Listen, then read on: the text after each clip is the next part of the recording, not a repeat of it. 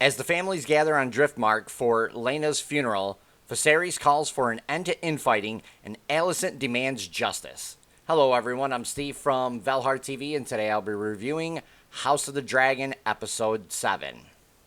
So, we start out with Laena's funeral. So, there's a big contrast to the Targaryens' funerals and the Valyrian funerals. Targaryens burn their dead. Valyrians commit their dead to the sea. And we see this right here. And there's so many different dynamics in this scene alone that make it like really fantastic. We have Aegon, who looks bored as heck, and he's just like, whatever.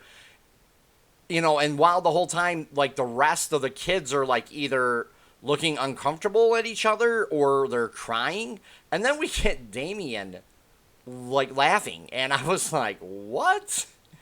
And he just laughs, and I was like, oh my god, that is so, I was like, wow, it was so great. It just really was.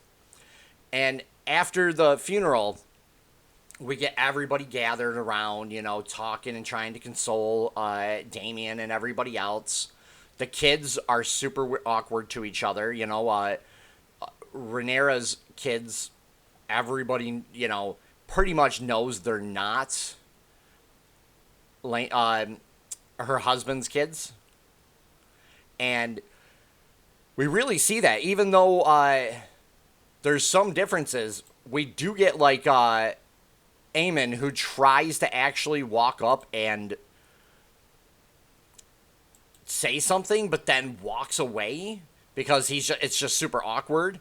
And then, you know, Damien's kids, they hold one of Rhaenyra's kids' hands. Sorry, I can't remember their names, and I'm trying to look them up.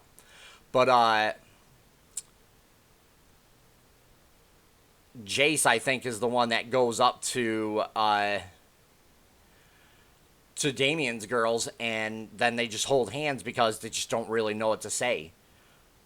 And, of course, you get Viserys, who's trying to get Damien to come home because he's just really tired, and he's very sickly. I'm very surprised he's actually lasted this long. And everything, you know, like, kind of breaks as Damien just walks away. And we get a good scene where Rhaenyra walks with Damien down the beach. And they really kind of talk about a whole bunch of stuff, and then Rhaenyra basically is just like, you abandoned me. I needed you. You abandoned me. And they keep looking at each other, and they end up sleeping together. And I was just like, what? I was like, where did that come from? I'm like, I know they had chemistry with each other, but even like Rhaenyra says, I'm not a child anymore. And I thought that was actually really kind of cool. At the same time, though, it was really kind of unexpected because, like, 10 years has passed. Again, we're going to be hitting, I think, 10-year marks now. And the whole thing was, like, great because she was trying to confront the abandonment, you know, like, of her mother, of him, of Cole. And it's all really just kind of broke at this point. And Damien is just out there as well. He's just kind of crazy, which makes it so much better. That's, you know, kind of how I feel about it. And while all of this is going on, Aemond tames Vhagar. And I was just like, what? No way. I was like, this is really kind of cool. And yeah, so Baela and Rhaena and Jace, yes. So those are the three kids in the beginning where they were kind of just trying to, like, console each other. They confront him after his flight, and wow, what an amazing scene. Like, Aegon is by far stronger than all of them, even though, like, the girls are a little older than him. Well,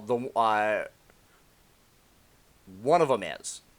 And it's really clear that Aemond was about to probably kill them if they hadn't have been stopped at the last minute. But he does lose an eye, which I was just like, dang, you know? And this is where stuff really just starts falling apart. It's just gets even better from here.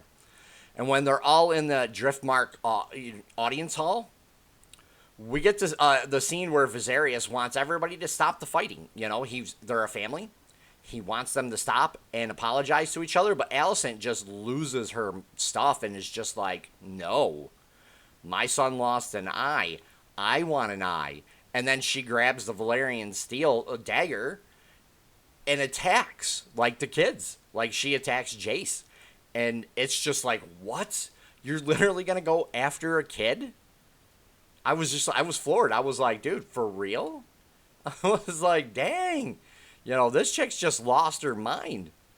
And she cuts Rhaenyra after a fantastic dialogue exchange. She's like, you're always flaunting your responsibility, duty.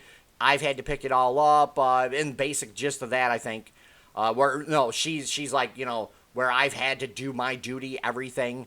And Rhaenyra is like, they finally see you for what you really are, and lets her cut her. And I was just like, dang. I was like, dude, I was like, wow, this is great. And the whole time, Damien's just over there, you know, leaning against the door, laughing about it. I was like, wait, what? I was like, dude, phenomenal.